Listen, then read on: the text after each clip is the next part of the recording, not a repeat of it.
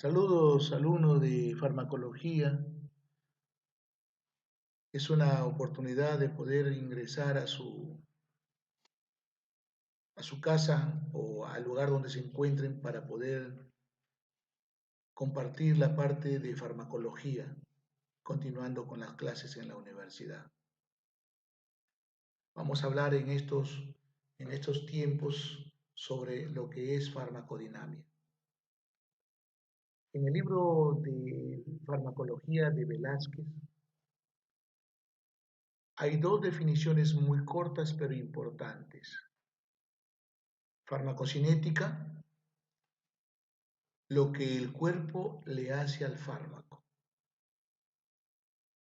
Y farmacodinamia, lo que el fármaco le hace al cuerpo.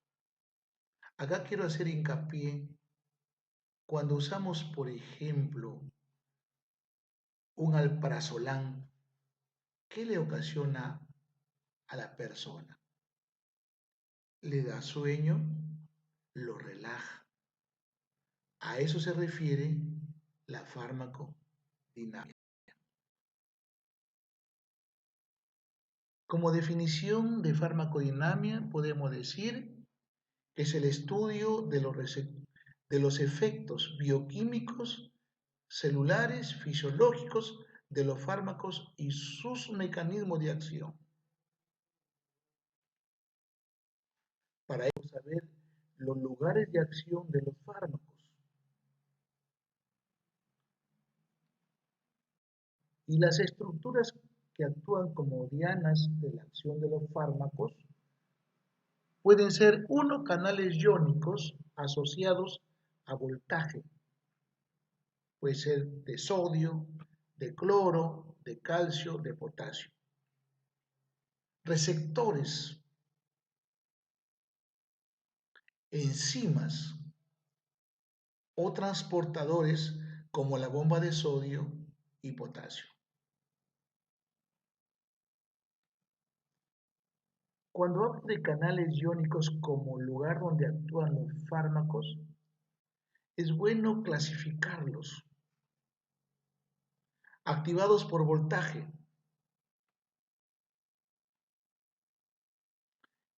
es un estímulo eléctrico y cambia el potencial de membrana. Activados por ligando, se activan por interacción con mediadores extracelulares que pueden ser endógena o exógena, o activados por otros canales iónicos. Canales de sodio. En la despolarización hay una entrada masiva de sodio en forma de potencial de acción o espiga. La densidad varía según el tipo de célula y su ubicación. Canales de calcio son activados por cambios potenciales. Su actividad es regulada por varios mediadores en el músculo cardíaco, músculo liso, células endocrinas, células nerviosas, células gliales, etc. Canales de potasio varían según la cinética, la dependencia de voltaje, conducta, modificado por diversas sustancias. Canales de cloro, complejo GABAérgico, y el lugar donde actúan los anestésicos generales, las benzodiazepinas, la picrotoxina, etc.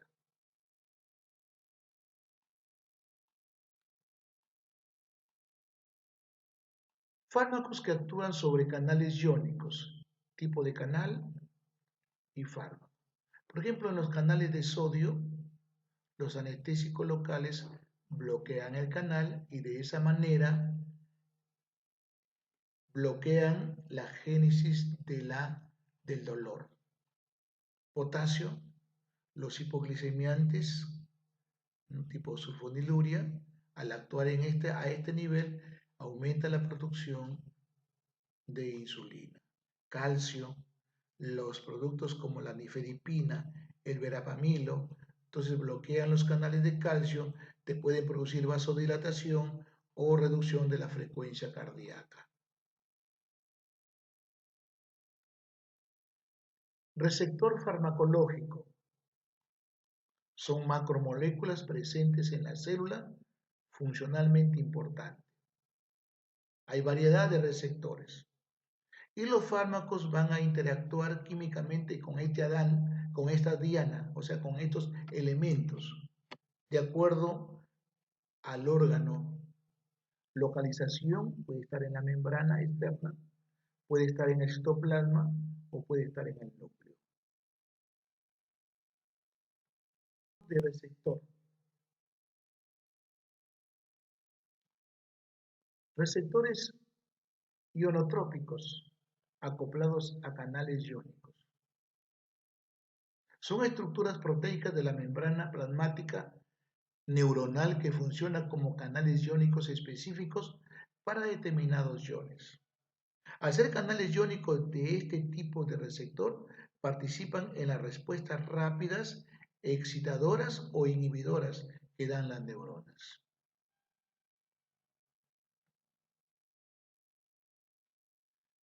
Dentro de los receptores acoplados a canales iónicos tenemos los activados, por ejemplo, el GABA, el receptor nicotínico.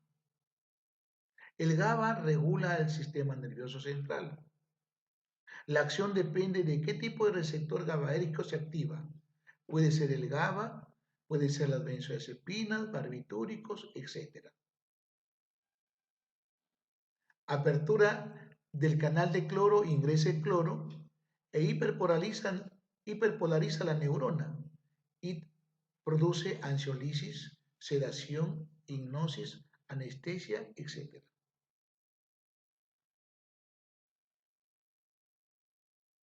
Otro tipo de receptor nicotínico tengo el ionotrópico de glutamato, donde activa el sistema nervioso central para mantener en vigilia. Tipos de canales, el canal cainato, el AMPA, el NMDA.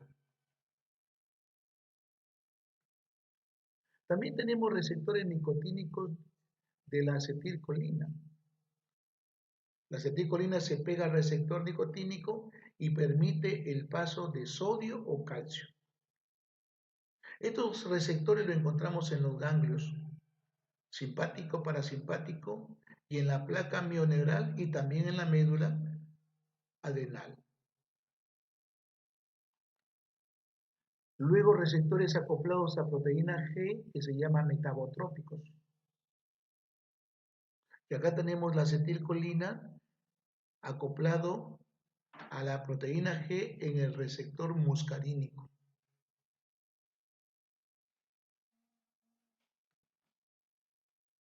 Tipos de proteína G. Proteína G estimuladora o estimulante. El ligando llega al receptor que está unido a la proteína G estimulante. Se activa la enzima adenilciclasa. El ATP pasa a AMP cíclico. Se activa la proteína quinasa A. Se fosforilan otras proteínas que activan los canales de calcio y aumentan el calcio intracelular.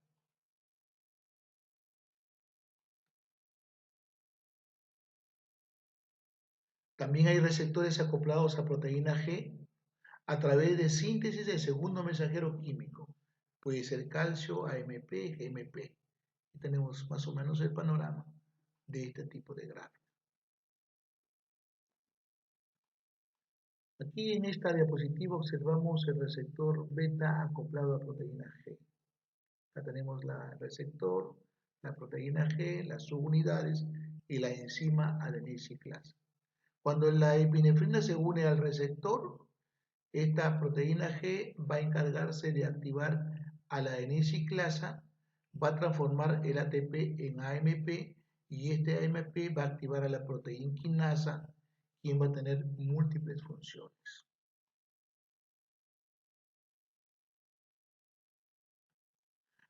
Tenemos el receptor alfa acoplado a proteína G, también las proteínas. Cuando se produce el estímulo Entonces se activa esta fosfolipasa C, el PIP2, o sea, el trifosfato de inositol, se transforma en trifosfato de inositol, que se encarga de liberar calcio del retículo sarcoplasmático. Luego tenemos el segundo grupo de proteína G, la proteína G inhibitoria. El ligando no activa las unidades de los receptores, no se activa la N-ciclasa, se aperturan los canales de potasio, las células se hiperpolarizan y no ingresa calcio. En resumen, entonces, tenemos dos grupos de receptores. Los acoplados a canal o a, se llaman ionotrópicos, y de acá tenemos el receptor nicotínico, y los acoplados a proteína G, y tenemos acá el receptor muscarínico. Entonces quiere decir que la acetilcolina actúa a través del receptor nicotínico y a través del receptor muscarínico. En este caso nicotínico acoplado a canal y en el de acá acoplado a proteína G. Bien, cuarto, las enzimas. Los fármacos pueden actuar inhibiendo reversible o irreversiblemente a las enzimas o falsos sustratos análogos del sustrato de reacción. Aquí observamos algunos ejemplos para que usted pueda relacionar. Por ejemplo, tengo la enzima llamada acetilcolinesterasa y tengo el fármaco neostigmina y organofosforados. Estos dos productos van a inhibir a esta enzima y van a evitar que la acetilcolina se desdoble en colina y acetato. De esta forma es bueno cuando la neostigmina lo inhibe y el paciente tiene miastenia grave. Buenísimo. Pero es malo cuando se produce por intoxicación de un órgano fosforado, porque se desencadena una cantidad exagerada de acetilcolina. Otras enzimas ciclooxigenasa que se encarga de formar prostaglandinas responsables de lo que tiene que ver con la parte protectora gástrica, intestinal, renal, cardíaco. Y cuando usamos AINES, se están inhibiendo a esta enzima y no habrá producción de prostaglandinas, ni tromboxanos, ni otros productos. Luego el ECA y el captopril. El ECA es una enzima convertidora de angiotensina y el captopril lo inhibe. Se usa mucho como tratamiento antihipertensivo. Y bueno, y otros que estamos viendo acá, las antino-oxidasas, por ejemplo, el halopurinol lo inhibe y de esa manera tiene el efecto beneficioso como antiuricídico para el ácido úrico. Dosis, otra, podemos decir, factor importante en el manejo de farmacodinamia. ¿Qué dosis voy a dar a mi paciente? Que va a depender de repente de la edad o de repente también va a depender del estado funcional de sus órganos. Por eso decimos dosis, la cantidad de fármaco que se administra en función del peso corporal de un individuo. Esta cantidad se puede expresar en unidad de volumen o también en masa, hablando de microgramos, miligramos o gramos. Dosis efectiva 50 de 50%. Dosis que produce la respuesta farmacológica deseada en el 50% de población. Dosis tóxica 50% de T. Dosis que produce respuesta o efectos tóxicos en el 50% de la población. Dosis letal, dosis que produce la muerte en 50% de la población experimental. Esta dosis se determina en animales de laboratorio, generalmente en especies de roedores.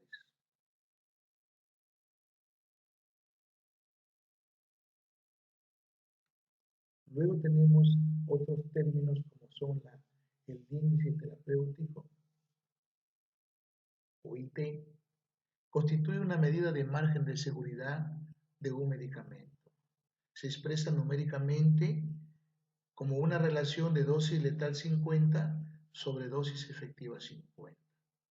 Este término es importantísimo para hablar de seguridad.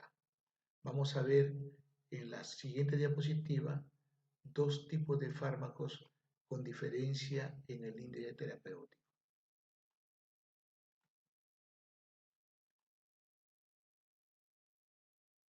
Ya lo hemos repetido entonces, índice terapéutico, dosis letal 50 sobre dosis efectiva 50. Y ejemplo, tengo acá la warfarina, que tiene un índice terapéutico muy estrecho, por eso hay que tener siempre mucha cautela con la dosificación, porque fácilmente nos podemos ir hacia la toxicidad.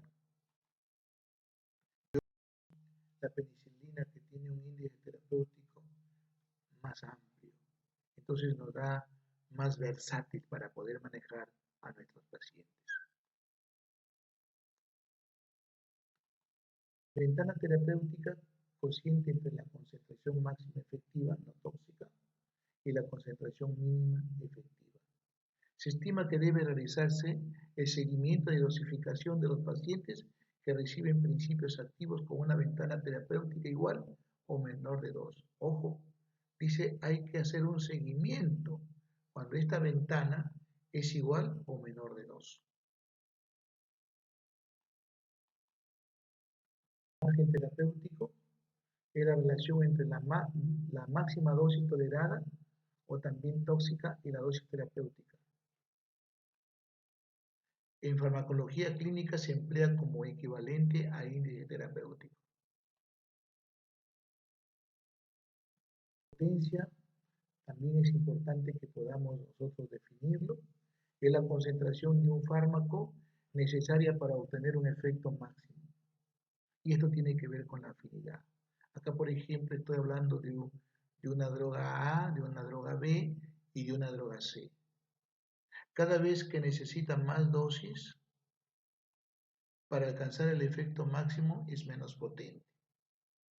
Por eso es que es más potente el que necesita menos dosificación.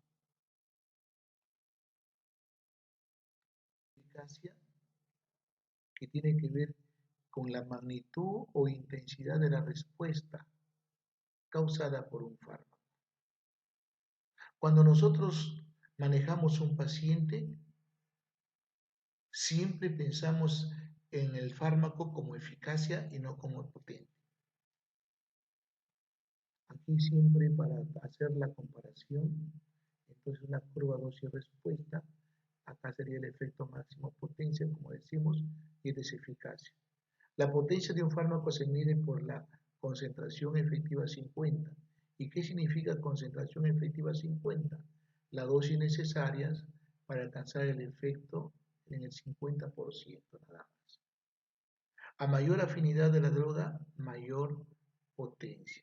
La potencia depende de la afinidad, mientras que la eficacia es la capacidad de un agonista, una vez fijado al receptor, de alcanzar la respuesta. Efecto máximo, respuesta máxima o altura máxima, alcanzada por la curva y mide la eficacia de una droga. Seguridad y eficacia. Un fármaco es beneficioso cuando produce el efecto deseado, eficacia, con un nivel aceptable de efectos secundarios, seguridad. Siempre se busca esto, seguridad y eficacia. Efecto adverso. Problema médico inesperado que sucede durante el tratamiento con un medicamento u otra terapia. Los efectos adversos son leves, moderados o graves, y es posible que tenga otras causas diferentes al medicamento o a la terapia que se administra. También eso se llama evento adverso. Pero hay otra terminología de idiosincrasia. Es un efecto que no espera usted y que a veces se presenta en los pacientes sin ningún antecedente. La FDA es una agencia reguladora que pertenece a los Estados Unidos. Una de sus responsabilidades de la FDA es proteger al público de medicamentos nocivos. En realidad nos gustaría que en nuestro Perú tengamos una empresa parecida, pero no lo tenemos, donde podemos decir genérico, barato, pero eficaz. Normalmente un genérico tiene que tener el 80 a 120% de marca, pero si tiene menos no debe ser y no es adecuado y no se debe vender. Interacción fármaco-receptor. La activación del receptor está en relación a la actividad intrínseca o eficacia. Capacidad del fármaco una vez unido al receptor de activarlo y producir un efecto biológico. A eso se refiere a actividad intrínseca. ¿Ya? Capacidad de los fármacos de fijarse a un receptor determinado y formar el complejo fármaco-receptor. Especificidad, selectividad con la que un fármaco se une a un receptor determinado y no a otro. La especificidad es recíproca. Ningún fármaco tiene una acción totalmente específica. Puede actuar sobre varias dianas.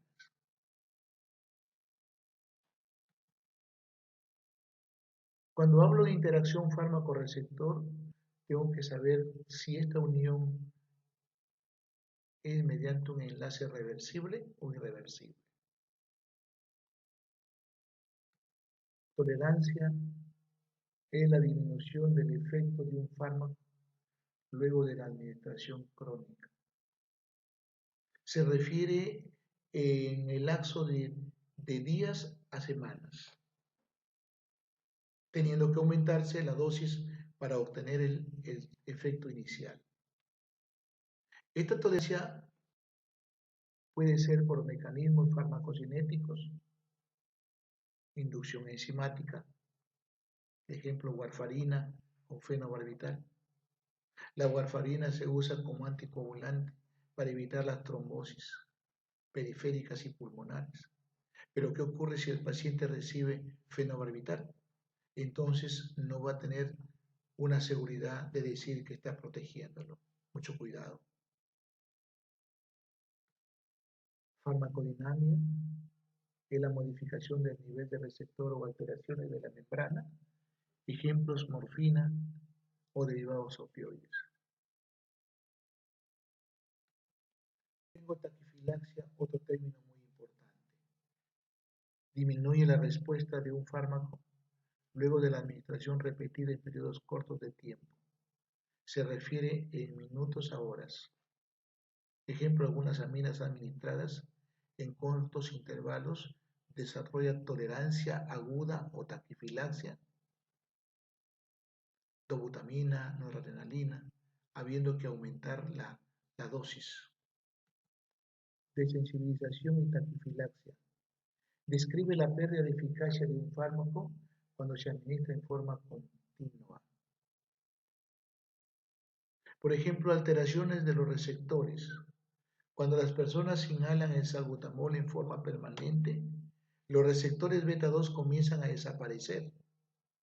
Entonces necesitas aumentar la dosis o usar un fármaco adicional. Agotamiento del mediador, aumento del metabolismo del fármaco por inductores, expulsión del fármaco de la célula, etc.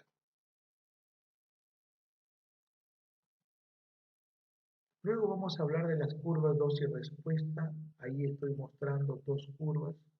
Una curva llamada hipérbola, que es la que usan de preferencia en lugares de experimentación o lo que se llama, ¿no?, a nivel de laboratorio in vitro. Y esta es la simoidea que usamos en con el paciente o en la clínica. Pero las dos tienen que ver con la dosis o una respuesta, dosis-respuesta. Hay dos curvas dosis-respuesta, la gradual y la cuantal, con la única diferencia que la gradual depende de modo individual y mientras que la cuantal depende de la población. Por eso cuando hablo de una curva dosis-respuesta gradual, mide la magnitud del efecto, que es la respuesta de un individuo frente a dosis variables, mientras que la cuantal mide el número de casos, población, es la respuesta de una población frente a diferentes dosis. Mide la frecuencia con que una dosis produce respuesta. Interacción farmacológica-receptor. Aquí estamos introduciendo lo que son agonistas y lo que son antagonistas. Los agonistas aloestéricos y los antagonistas aloestéricos. Por ejemplo, acá tengo un receptor donde actúa un agonista y un antagonista. Ellos compiten por este receptor. Y tengo un agonista aloestérico y un antagonista. Por ejemplo, si estoy dando un agonista aloestérico, se une a este receptor y permite que este tenga más afinidad. Al revés, si es un antagonista aloestérico, se une y evita que tenga efecto.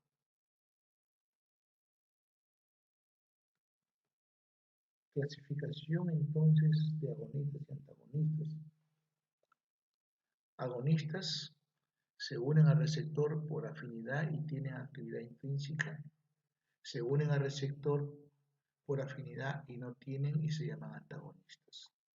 Totales, parciales, competitivos, no competitivos.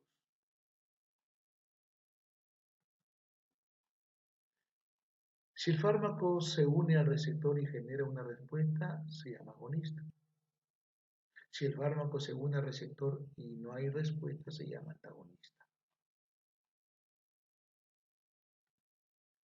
Una gráfica, una diapositiva para mostrar la descripción: agonista puro, parcial y antagonista. A es un agonista puro, B y C agonistas parciales, y la D es un antagonista. Tiene afinidad, pero no hay respuesta. Tipo de fármacos en función al mecanismo de acción. Fármacos agonistas presentan afinidad y actividad intrínseca. Agonistas completos son aquellos que se unen al receptor y generan una respuesta máxima. Agonistas parciales también se unen al receptor, pero su respuesta está por debajo del 100%.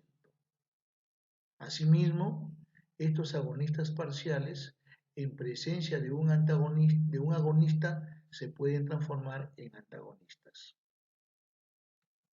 Acá tenemos el ejemplo. Este es un agonista puro pleno, 100%. Este es un agonista parcial que llega a las jutas a 47, 48%.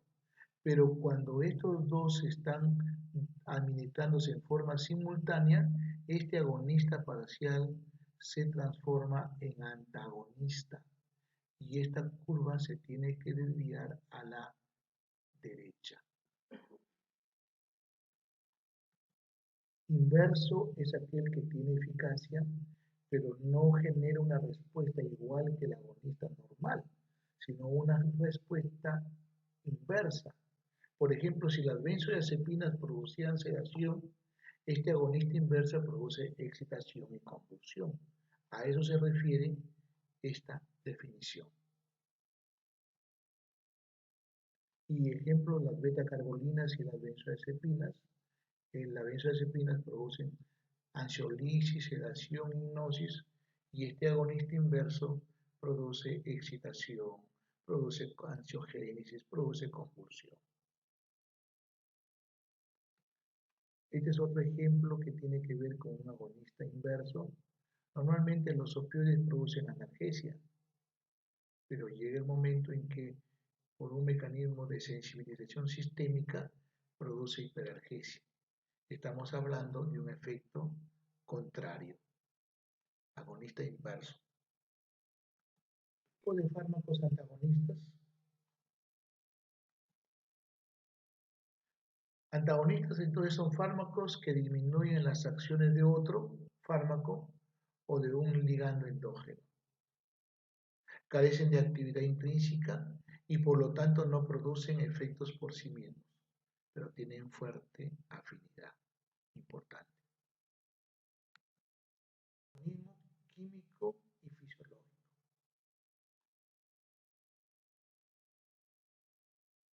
Se da entre moléculas muy reactivas, las cuales más bien se neutralizan.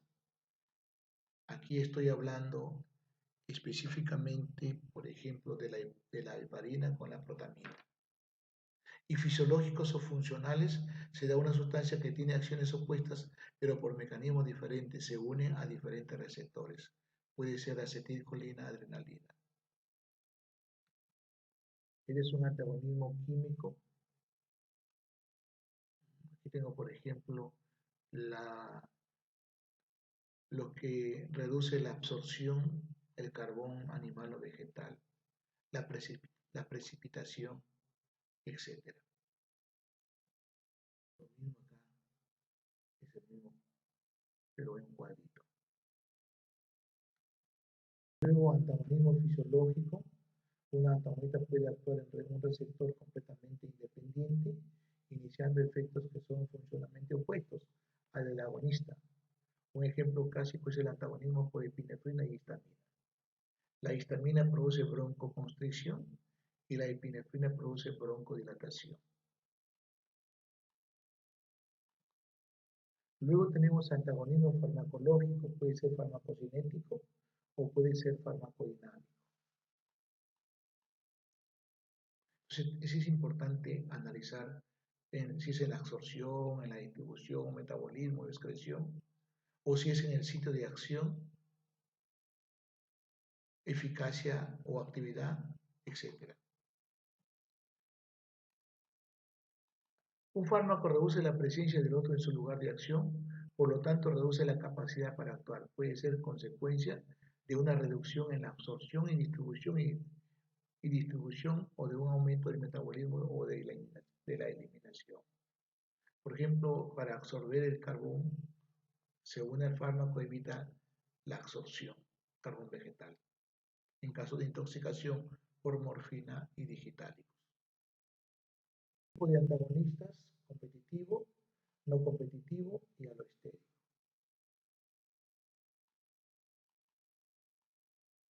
Vamos a ir desarrollando la 3, etc.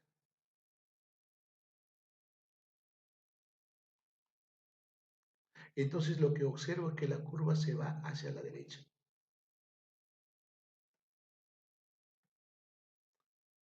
Antagonista competitivo reversible. Observe siempre la curva se va hacia la derecha. Significa que la concentración efectiva 50 se va a la derecha también. Muy frecuente e importante, mayor concentración del agonista necesaria para desplazar al antagonista. Esto lo tenemos como ejemplo en caso de shock anafiláctico. En shock anafiláctico la droga de elección es la adrenalina.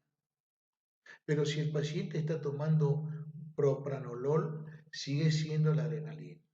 Pero lo único que tenemos que dar es darle más dosis. En otras palabras, la curva se ha ido hacia dónde?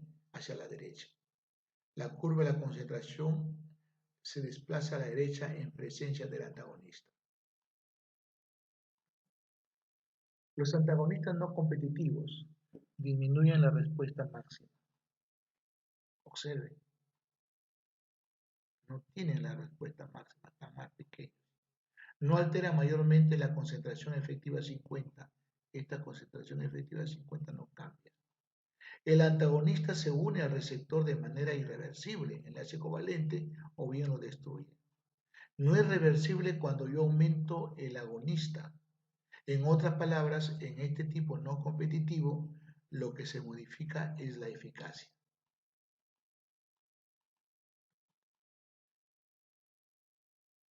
La nifedipina es un antagonista competitivo de los canales de calcio y antagonista no competitivo de la noradrenalina. Y observamos que la nifedipina actúa como un antagonista no competitivo de la respuesta vasomotora de la noradrenalina, porque bloquea el influjo de calcio al músculo liso vascular. La nifedipina no interfiere con el receptor adrenérgico, sino actúa en un sitio distal al receptor y no hay competencia con la noradrenalina. Esto se llama antagonismo no competitivo.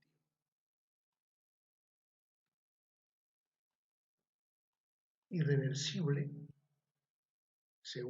el antagonista se une al receptor de manera irreversible, reduce la cantidad de receptores disponibles para el agonista y no va a revertirse así aumente la concentración del agonista. Sinergismo es el aumento de acción de un medicamento por su asociación con otro, es decir, es decir, que el efecto de A y B juntos es superior a la suma de los efectos individuales de A y B cuando se administra por separado. Gracias, alumnos, por esta oportunidad de esta clase.